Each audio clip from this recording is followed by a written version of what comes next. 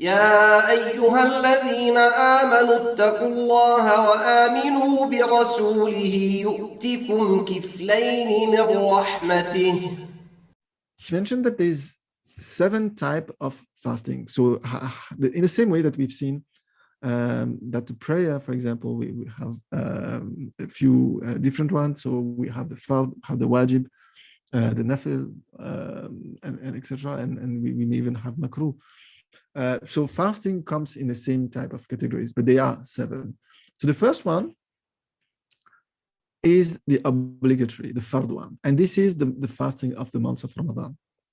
So during the months of, and he says during the months as well as makeup, meaning like if someone was during the month of Ramadan and they missed it, or for example, a lady had her period, so she's not able to fast. So she still has to do those makeup. And the makeup itself is fard. Or kafara, the expiation, and we'll see inshallah what it is.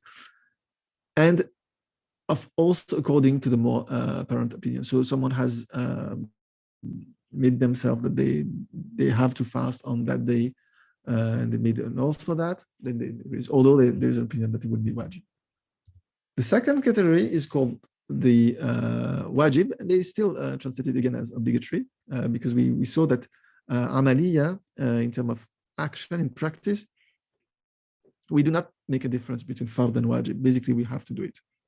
The third type is the sunnah, and there are many examples, but one of the examples here, for example, it's the fast of the 10th of Muharram, the day of Ashura, and along with the nights, as the Prophet ﷺ mentioned to us.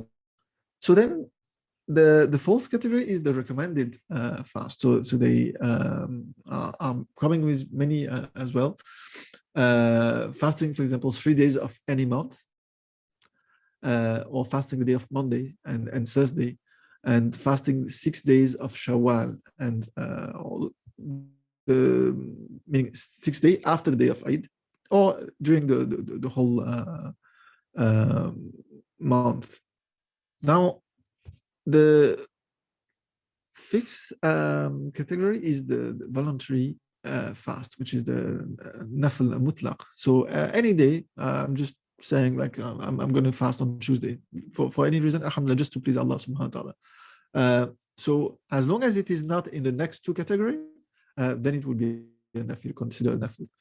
Now those next to this one and the next category are important, because now you're not able to do the previous one with this. Makruh Tahriman, this is prohibitively disliked.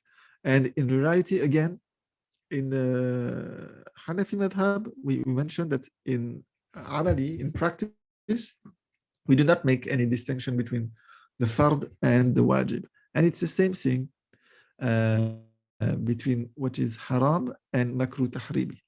The difference, again, is just about the consideration as someone who is denying something which is haram, saying that alcohol is actually halal.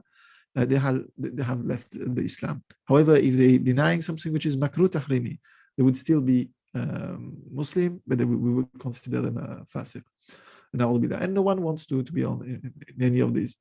So fasting on 5 days of the year, and we just remember this.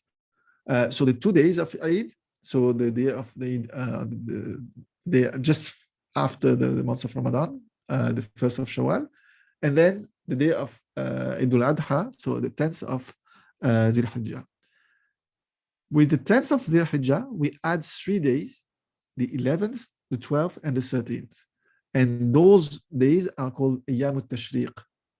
So the day you'll be slaughtering. So we have in reality 1 day for the day for Eid al-Fitr, and then 4 days, if one can say, for Eid al-Adha. The next category is the makruh tanzih. So it's lightly disliked. So when we say lightly disliked, again, this is makruh. We should avoid it. However, if it happened, then one would not be considered a sinner. To single out fasting on Saturday or Friday, or to fast on Nowruz or Rajan, and those were the ancient spring and Persian holidays that they do on the equinox, whenever it's the longest day and the smallest, the shortest day. Unless fasting on one of these 4 days just happened to coincide with one with his habits. To be the first to receive more great videos like this as they're released, click that subscribe button. Also, to take a course and increase your knowledge, go to Kiflayn.com.